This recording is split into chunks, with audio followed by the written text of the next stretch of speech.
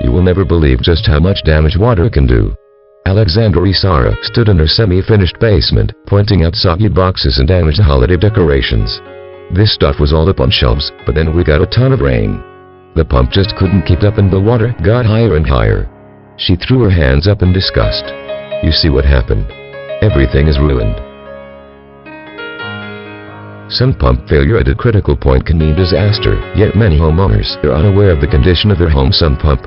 You don't want to discover that your pump is no good when there's 3 feet of water in the basement. If you haven't ever taken a look at your sump pump, now's as good a time as any. There are 2 types of sump pumps. There are pedestal units, which stand approximately 3 feet tall and operate via a float-operated switch. When water levels rise to a given point, the float rises and the pump kicks on.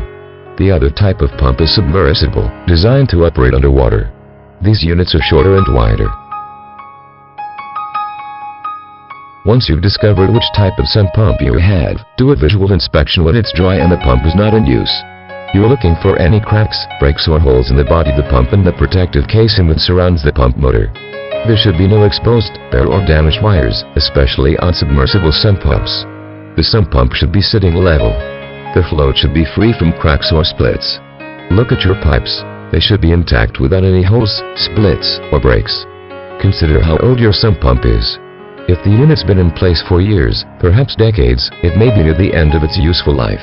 Older, heavy-duty sump pumps can stand up to a lot of use, but that's not true for every model ever made. It's also important to discover how well your pump works. If the weather cooperates, you can observe your pump under actual working conditions. Otherwise, you'll have to test the sump pump by filling the sump pit with water. Check to see that the float rises easily and that the pump switches on appropriately. Can your sump pump keep up with the demands being placed upon it? Sometimes, sump pumps are undersized. No matter how well they work, they just don't have the capacity to deal with your needs. Consult with your Chicago area plumber about what size sump pump is necessary to keep your home safe and dry. If you can, check whether water is being discharged from your basement. Does the water emerge at a steady rate? Does the pump function smoothly, or can you hear the motor laboring and getting bogged down? If you discover any problems with your existing sump pump, it's time to get in touch with your Greater Chicago plumber to discuss sump pump installation. Generally, sump pumps are not repaired. When a unit has deteriorated to a point where it can no longer support your family's needs, it's time to replace it. Sump pump installation is a job best performed by a skilled professional, as the pump needs to be strategically located, tied into your existing piping, and hooked safely and securely to your power grid. A critical portion of sump pump installation is selecting the right sump pump for the application. Determining whether a home should use a submersible sump pump or a pedestal sump pump requires taking several factors into account. How often does the home get water? How much water are we talking about?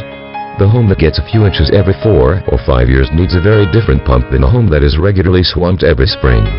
Floor sucker pumps are a new type of pump that can be used in areas that don't have a sump pit, the depressed area or hole where water accumulates in basements, the typical location for a sump pump installation.